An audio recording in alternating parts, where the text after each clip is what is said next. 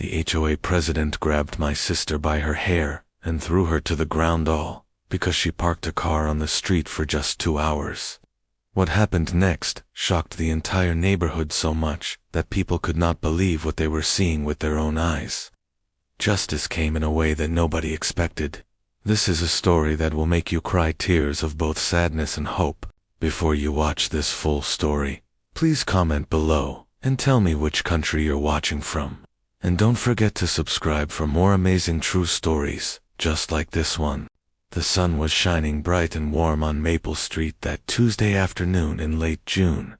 It was one of those absolutely perfect summer days, when the air feels soft and comfortable, when everything around you seems peaceful and right with the world. The birds were singing their cheerful songs up in the tall oak trees that lined both sides of the street. Young children were playing and laughing in nearby yards, their happy voices carrying on the warm breeze. An ice cream truck was playing its familiar tinkling music as it drove slowly down the street, stopping every few houses. The smell of freshly cut grass hung in the air. Sprinklers were running in several yards, creating little rainbows in the sunlight. It seemed like any other beautiful summer day, the kind that makes people feel grateful and reminds them why they love living in a friendly neighborhood like Maple Street. It was the kind of day when nothing bad should ever happen. Sarah was simply walking to the mailbox at the end of her family's driveway. Her long blonde hair was tied back in a neat ponytail that swung gently as she walked. She was wearing her favorite blue summer dress, the one with small white flowers on it that her grandmother had given her for her 17th birthday just 2 months earlier. She was humming a song to herself, one she'd heard on the radio that morning. She had no idea whatsoever that this ordinary moment, this simple walk to check the mail, would change her entire life forever. She had absolutely no idea that a woman she barely knew would reach out and grab her roughly by the hair in just a few seconds. She couldn't imagine that this woman would pull her down with such violent force that she would fall hard to the concrete ground and feel physical pain like she had never felt before in her entire 17 years of life. That woman was Carol Martinez. Everyone who lived on Maple Street knew Karen. They all knew her quite well, actually. They called her Karen behind her back because she complained constantly about absolutely everything. She found something wrong with every single thing she saw. Your grass was too tall on your front lawn. Your car made too much noise when you started it in the morning. Your children were too loud when they played outside. Your dog barked at the wrong times. Your fence was painted the wrong color. Your driveway had too many cracks in the pavement. Your mailbox looked old-fashioned and outdated. Your outdoor lights were too bright at night and disturbed people. Your sprinklers watered your lawn too much and wasted water. Karen had been serving as the president of the Homeowners Association, that's the HOA, for 3 long years. And in those 3 years, she had transformed the street from a place of peace and neighborly friendship into a place of fear and constant worry. She had made Maple Street into a place where people felt watched and judged every single day of their lives. People were genuinely afraid to park their cars on the street, even for a short time. People were afraid to let their children play freely in their own yards. People were afraid to paint their houses a new color or plant flower gardens because Karen might not approve of it and might show up at their door to complain. Karen had filled the entire neighborhood with a thick atmosphere of fear, anxiety, and constant stress. She would walk slowly up and down the street almost every day with a small notebook in her hand. She would write down everything that she thought was wrong or out of place. Then she would go home and type up formal letters to people, telling them exactly what they needed to fix and how quickly they needed to fix it. If they did not fix the problem as quickly as she demanded, she would show up at their front door and complain loudly to their faces. Sarah was only 17 years old, still in high school, with her whole life ahead of her. She had lived on Maple Street her entire life. She was actually born and raised in this very neighborhood. She had grown up playing with the children of her neighbors, running through yards and riding bicycles up and down the sidewalks. She knew everyone's names by heart. She could tell you detailed stories about everyone's families, their lives, their joys, and sorrows.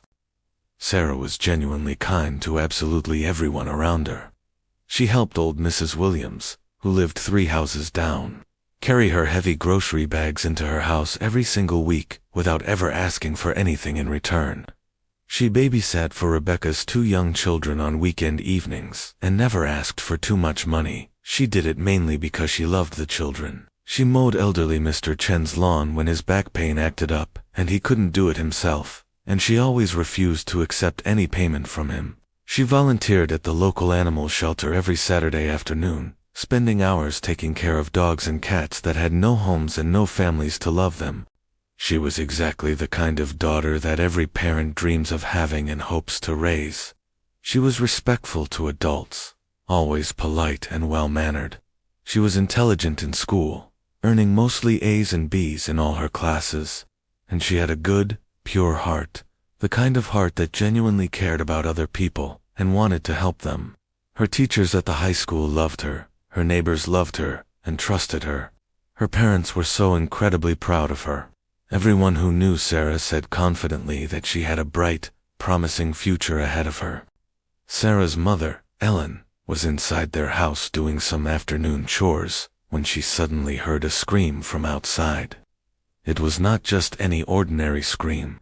It was a scream that came from deep pain and shock and terror and absolute fear. It was a scream that made Elon's blood run ice cold in her veins and made her heart feel like it had completely stopped beating in her chest. Ellen immediately dropped what she was holding and ran toward the front door, as fast as her legs could possibly carry her. Her heart was pounding so hard in her chest that she thought it might burst. When Ellen reached the front door, she didn't even stop to put on her shoes. She just threw the door open and ran outside in her bare feet. She ran as fast as she could possibly run because she knew with absolute certainty that something terrible was happening to her daughter right now.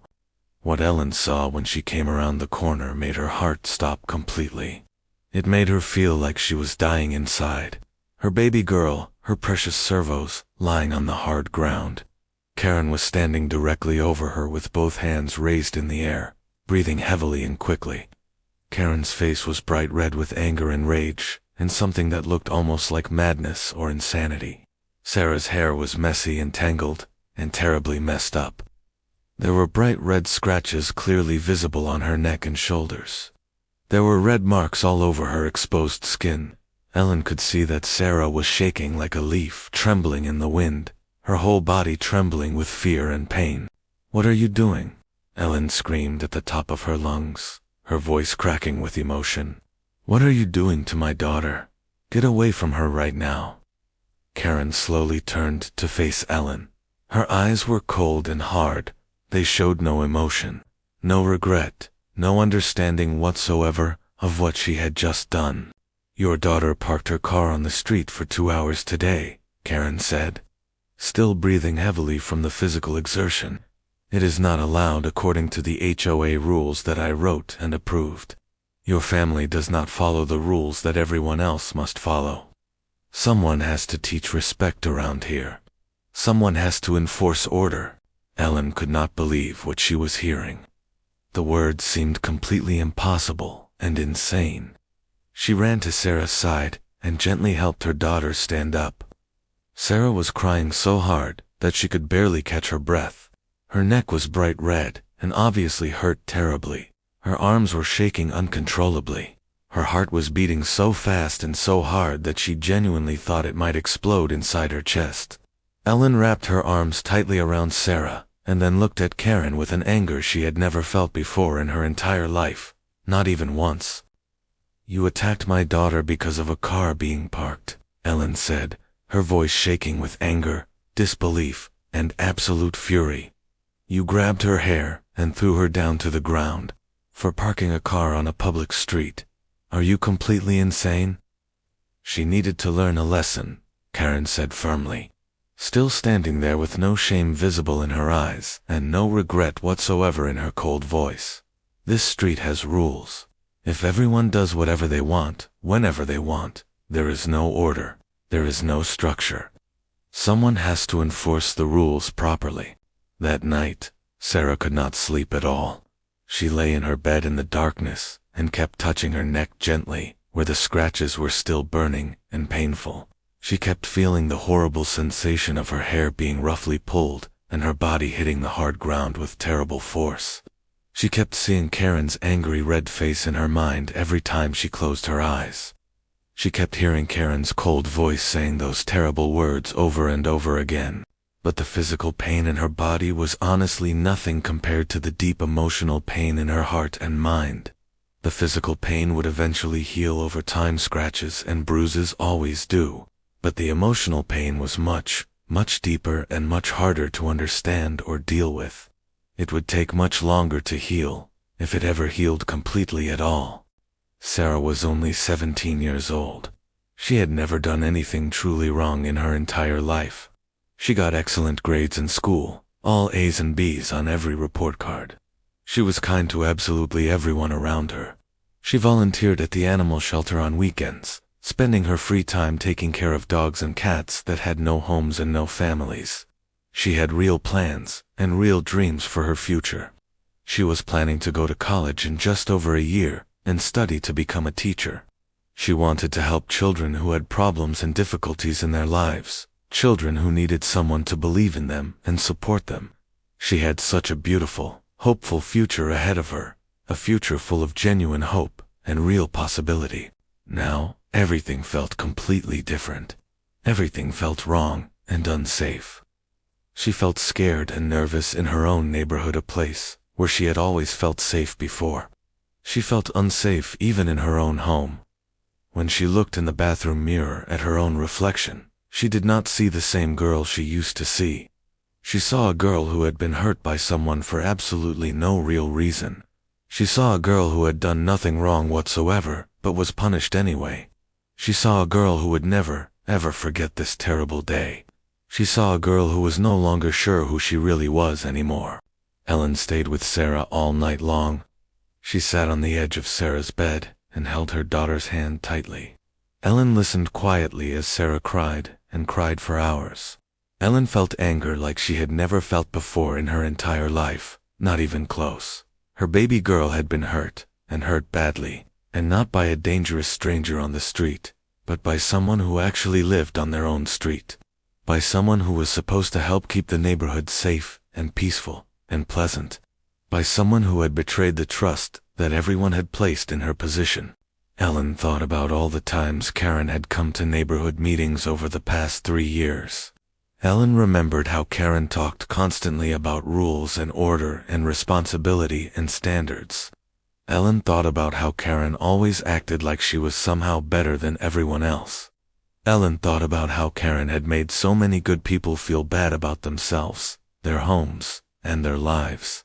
But Ellen had never once thought that Karen would actually become violent.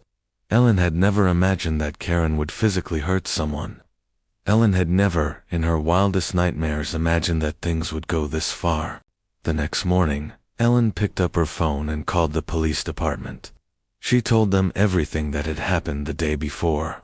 She showed them the scratches on Sarah's neck when they arrived. She showed them the red marks on Sarah's shoulders and arms.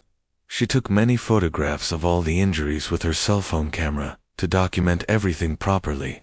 A police officer came to their house and talked to Sarah very carefully and kindly. The officer could see that Sarah was still scared and traumatized. Sarah told him everything that had happened, starting from the beginning. She was very scared to tell the story, and she cried several times while she was talking. But she told the complete truth because she knew deep down that it was the right thing to do. She knew that what Karen did was very wrong, and that people needed to know about it and understand what really happened. The police officer wrote everything down carefully in his official notebook. He took detailed photographs of Sarah's injuries from several different angles. He talked to Ellen at length about what she had personally seen and heard. Then he asked them a very important question. Did they want to press formal charges against Karen? Ellen and Sarah looked at each other for a long moment. They both knew exactly what they had to do. They had to tell the truth, even though doing so would be hard and stressful. They had to make absolutely sure that what Karen did had real consequences. They had to stand up for what was right. News travels fast on a street like Maple Street, especially news this shocking. By the end of that very same day, absolutely everyone in the neighborhood knew what Karen had done. But not everyone believed the story at first. It seemed too extreme to be true. Karen had been the HOA president for 3 full years. After all, she was the one who called all the meetings. She was the one who made all the important decisions. She was the one who told people what to do and how to do it. Surely someone in Karen's position of authority would not do something this violent and crazy. Surely there must be some kind of mistake or misunderstanding. But then people started talking to each other about their own personal experiences with Karen. They started really talking openly and honestly. They started remembering specific things that Karen had done to them, things they had tried hard to forget. Mrs. Jackson, who lived 3 houses down from Sarah's family, suddenly remembered something terrible. She remembered the time when Karen came to her door very early one morning and screamed at her for a full hour straight. She remembered the reason that Karen was so incredibly angry. Mrs. Jackson's 10-year-old son had left his bicycle, lying in the front yard for just 30 minutes. That was it, just 30 minutes. A young boy had simply forgotten to put his bicycle away in the garage. But Karen had screamed and yelled like it was the worst thing that had ever happened in the entire history of the world. Mrs. Jackson remembered how she had cried after Karen finally left. She remembered how her son had felt so ashamed and so scared. Mr. Chen, who lived right next door to Sarah's family, suddenly remembered something equally painful. He remembered when Karen came to his house one afternoon and told him directly to his face that his garden was ugly and that he should be ashamed of how his yard looked. Mr. Chen had spent many months planning and carefully planting that garden. His beloved wife had helped him plant all the flowers before she got sick. His wife had passed away just 2 months before Karen said those cruel words. That garden was Mr. Chen's special way of remembering his wife and keeping her memory alive in his heart. When Karen called his garden ugly, Mr. Chen felt like his wife's precious memory was being insulted and disrespected. Mr. Chen had cried that day. He cried alone in his garden, where Karen could not see him and where his neighbors would not witness his pain. A young mother named Rebecca suddenly remembered something that had made her feel terrible. She remembered when Karen came to her door late at night and complained loudly that her newborn baby was crying too much. Karen actually said that the baby was disturbing the peace of the entire neighborhood. A baby. Karen was seriously complaining about a baby crying. Babies cry, that is simply what babies do. It's completely natural and normal. But Karen did not care about that obvious fact. Karen did not care that Rebecca was trying her absolute best as a new mother. Karen only cared about her rules and her sense of order and her power over others. Mrs. Williams, who was 84 years old and lived alone in a small house at the end of the street, remembered something that had hurt her deeply. She remembered when Karen came to her door one day and told her that her front porch was dated and ugly. Mrs. Williams had lived in that house for 50 years, her entire married life. That porch had been painted by her late husband many years ago. That porch held so many precious memories of her life with him. But Karen did not care about any of that. Karen only cared about how things looked according to her own personal standards. A teenager named Marcus remembered something that had made him feel small and worthless. He remembered when Karen told him firmly that he could not have his friends over to his house because they were supposedly too loud and were disturbing the peace. Marcus had invited maybe 3 friends over one afternoon. They had laughed and talked and played video games together. That was all just normal teenage fun. But Karen had come to the door and told him that he was ruining the whole neighborhood and that he should think about other people for once in his selfish life. People all over Maple Street started talking openly and honestly. They started sharing their painful stories about Karen in small groups in their yards and on their porches. They started sharing their experiences over the phone and through text messages. They started writing down their experiences because they suddenly realized that this was truly important. They started to understand something very significant. Karen had hurt many people over the years. Karen had made countless people feel bad about themselves for no good reason. Karen had used her position of power as HOA president to make people's lives miserable and difficult. But she had never done anything physical before this. She had never grabbed anyone by the hair. She had never thrown anyone down to the ground. This was completely different. This was an actual crime. This was real violence. And everyone on Maple Street knew it now, and understood it clearly. 3 days after the terrible incident, the police came to Karen's house early in the morning. They had an official warrant for her arrest. They knocked loudly on her door, and when she opened it, they told her formally that she was under arrest for assault and battery, which means physically attacking another person. They informed her that she had the legal right to remain silent. They placed metal handcuffs on her wrists and took her to the police station in their patrol car. Karen's face showed genuine shock for the first time. She tried to argue with them. She tried to say that Sarah had been disrespectful to her. She tried to say that she was only teaching Sarah a lesson about following rules properly. She tried to say that it was not a big deal, just a little push and pull. But it was a big deal. It was a very big deal, and everyone on Maple Street knew it now, and understood it completely. News of Karen's arrest spread through the neighborhood like wildfire, spreading through dry grass. People talked about it at the grocery store. People talked about it at their jobs and workplaces. People called each other on the phone and talked about it for hours. People knew that something truly important was happening. People knew that Karen's power and control were finally being challenged and confronted. The legal case went to court exactly 1 month later. The day of the trial finally arrived. The courthouse was completely full of people. Many of Sarah's neighbors came to show their support for her. They sat quietly in the courtroom and watched everything that happened. Sarah had to stand up in front of a judge in a courtroom full of strangers and tell her painful story out loud. It was extremely difficult for her. She had to sit in the same room with Karen. She had to look at Karen's face while she talked about what happened to her. She had to remember every terrible detail and describe it clearly. But Sarah was incredibly brave. She spoke clearly and honestly. She did not try to make anything sound worse than it actually was. She simply told the truth. She said, "I was walking to the mailbox. I was not doing anything wrong at all." Karen grabbed my hair from behind without any warning. She pulled me down to the ground with force. It hurt terribly. I was scared and confused. I did not know what was happening to me. I did not know why she was hurting me.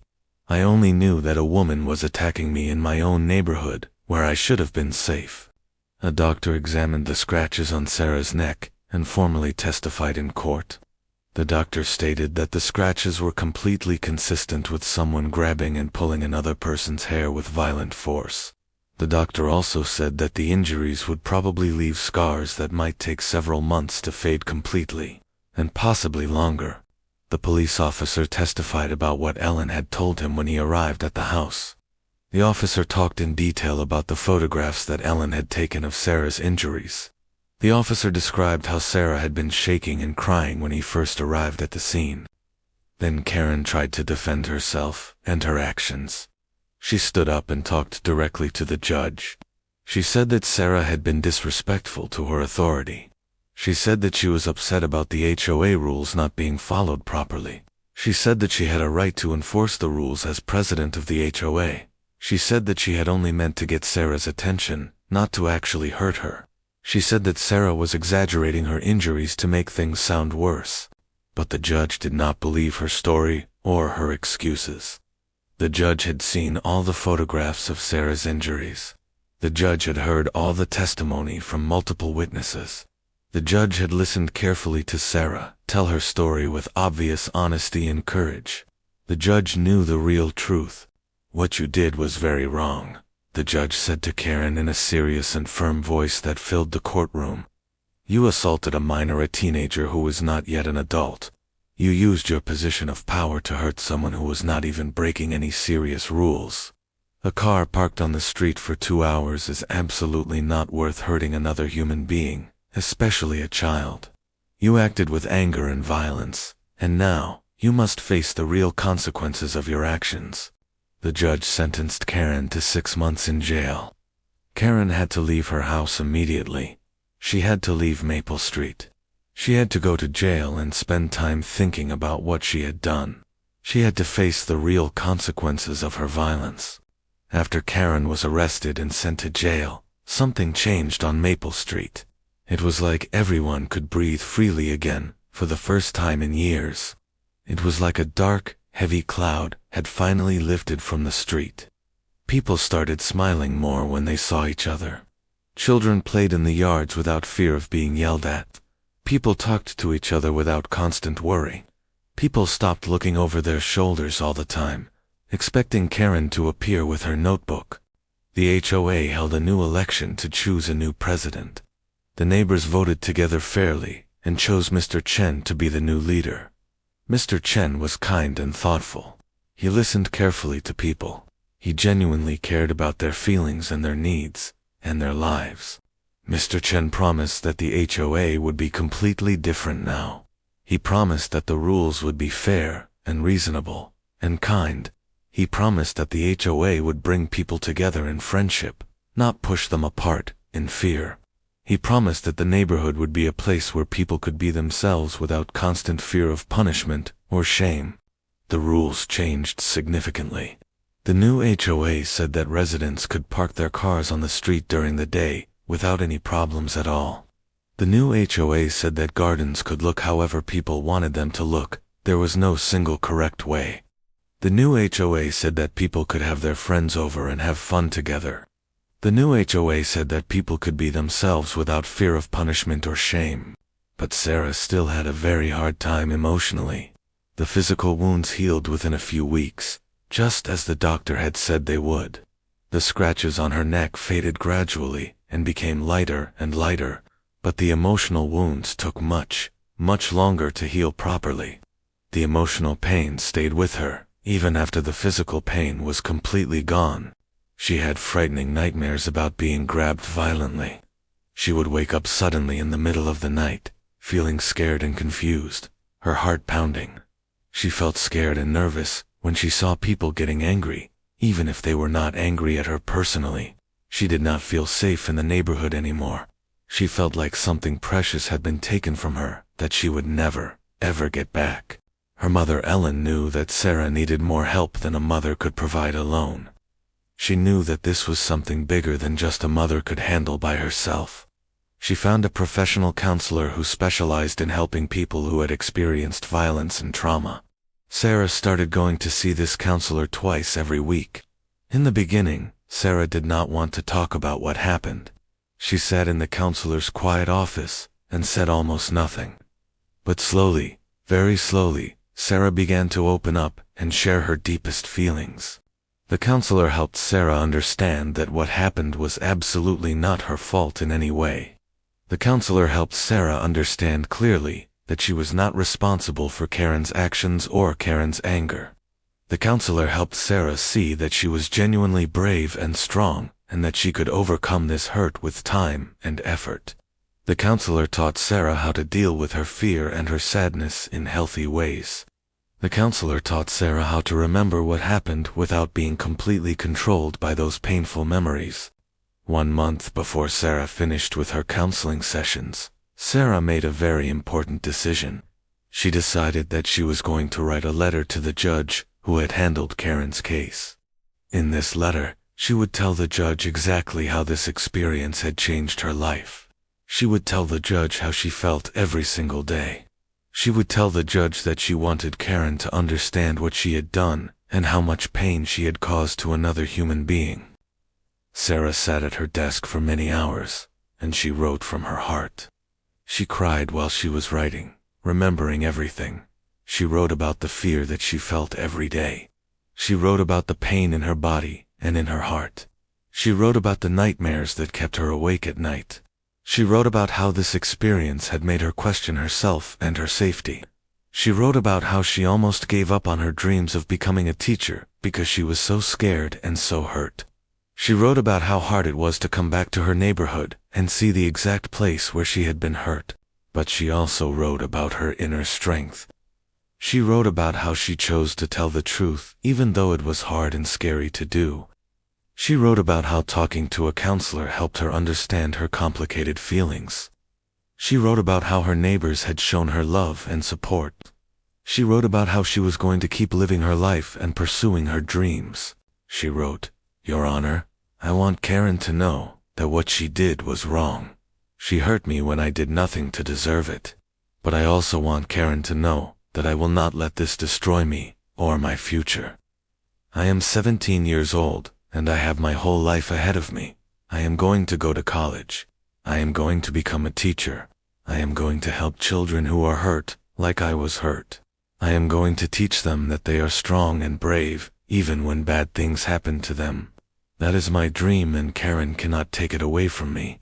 When the judge read this letter in court during a follow-up hearing, even the judge's eyes filled with tears. The judge had to stop reading for a moment to compose himself and wipe his eyes. He looked at Sarah with deep respect and admiration. Karen sat in the courtroom and listened quietly as the judge read Sarah's powerful words out loud, and for the first time since this whole thing began, Karen seemed to truly understand what she had done. She seemed to understand that her actions had real consequences for a real person. She seemed to understand that she had hurt a young girl who had done absolutely nothing wrong. For the first time, Karen looked like she was truly sorry and regretful. The day the judge made his final decision and announced Karen's complete sentence, the entire neighborhood gathered outside the courthouse building. They wanted to show Sarah that they supported her completely. They wanted to show that they believed her and stood with her. They wanted to show that they did not support what Karen had done and that they were proud of Sarah for being brave.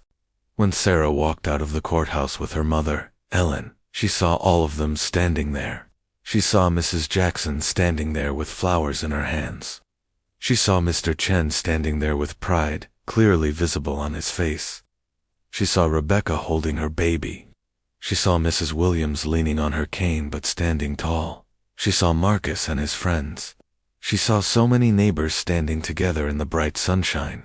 People clapped and cheered loudly. People smiled with genuine joy. Some people cried tears of happiness and relief.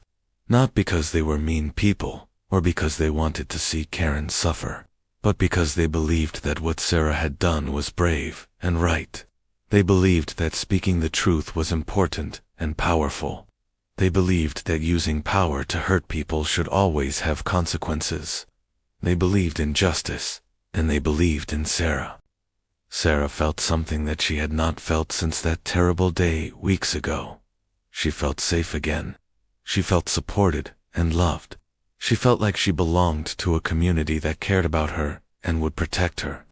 She felt like she was not alone anymore. Ellen put her arm around her daughter's shoulders, and they stood there together while people showed them love and support. Ellen whispered to Sarah, "You did it. You told the truth, and the truth set us all free." Sarah kept her promise to herself. She went to college and studied hard, and became a teacher. She taught at a local middle school and helped students who had experienced bullying and violence. She started a support group for students who had experienced assault and trauma. She wrote articles for the school newsletter about how to help people who had been hurt. Many students came to her office and told her their own painful stories. Many students felt safe with her because they knew that she truly understood their pain from personal experience. On Maple Street, things had changed for good permanently. The HOA became known as one of the best neighborhoods in the entire city. Not because all the rules were perfectly followed, but because people were genuinely kind to each other. Because people respected each other. Because people used their power to help, not to hurt. Sometimes Sarah would think back to that day when Karen grabbed her hair and threw her to the ground. But the memory did not make her feel scared anymore. Instead, it made her feel strong. It made her remember that she had overcome something truly difficult and painful. It made her remember that telling the truth was powerful and important. It made her remember that a whole neighborhood could stand together for what was right and just. Years passed, and Sarah became more and more successful in her chosen career. She finished college with honors, graduating near the top of her class. She got a permanent job at a middle school teaching English and helping students with emotional problems. Every single day, she would go to school and help students who had experienced trauma and hurt in their own lives. She organized support groups where students could share. She created safe spaces where students could talk about their pain without fear of judgment. She wrote articles and gave speeches about how to help people who had been hurt by others.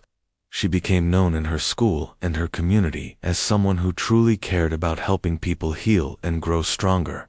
Years after the trial ended, Sarah received an unexpected letter in the mail one day. It was from Karen. Karen had been released from jail after serving her sentence and had started going to counseling and therapy. Karen wrote that she had thought about Sarah every single day while she was in jail.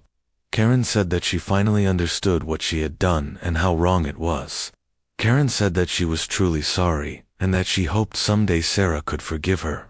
Karen said that she was trying to become a better person and that Sarah's bravery had actually changed her life for the better. Sarah read the letter, and she cried. But this time she cried not from sadness or anger, but from relief and hope. She realized that her speaking the truth had not only changed her own life and the lives of her neighbors, but it had also changed Karen's life. It had helped Karen see the wrong that she had done. It had helped Karen begin her own journey of healing and positive change. Sarah did not write back to Karen, but she did keep the letter carefully. She kept it as a reminder that even when we are hurt, even when we are angry, even when we feel like giving up, telling the truth and standing strong can create real change in the world. That letter became a symbol of hope and healing and transformation for Sarah, proof that even the worst situations can lead to growth and change.